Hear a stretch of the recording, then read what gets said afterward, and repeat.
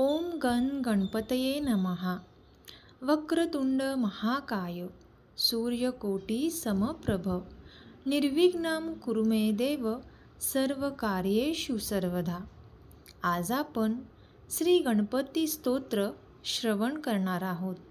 त्याचबरोबर गणपती स्तोत्र पठणाचे महत्त्व आज आपण जाणून घेऊयात।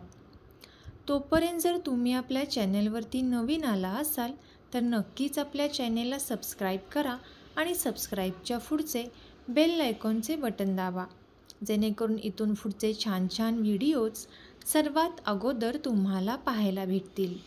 चला तर मग सुरुवात करूया। श्री गणेशाय नमः। श्री गणपती स्तोत्र।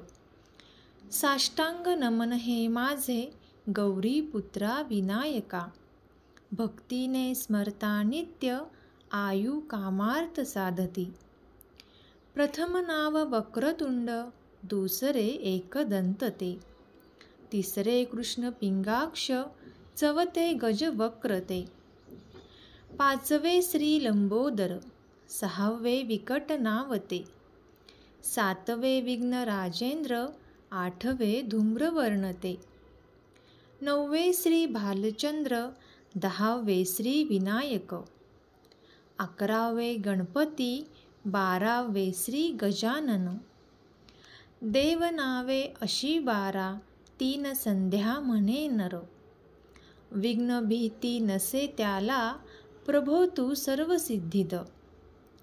विद्यार्थ्याला मिळे विद्या, धनार्थ्याला मिळे धन, पुत्रार्थ्याला मिळे पुत्र, मोक्षार्थ्याला मिळे गती।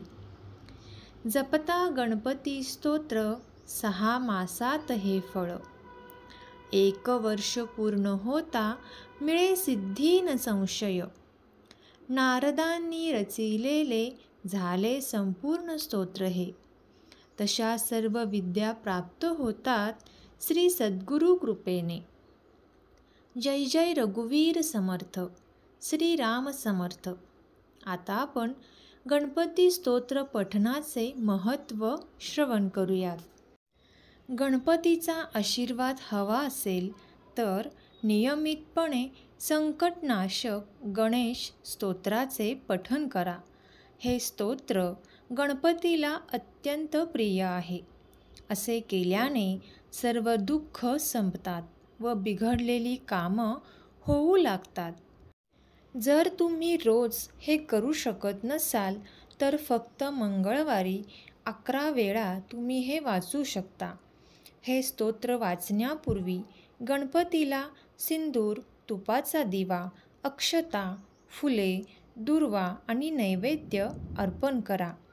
मग मनात त्याचे चिंतन केल्यानंतर हे स्तोत्र आवर्जून वाचा। गणपती शुभ फळ देणारी देवता आहे।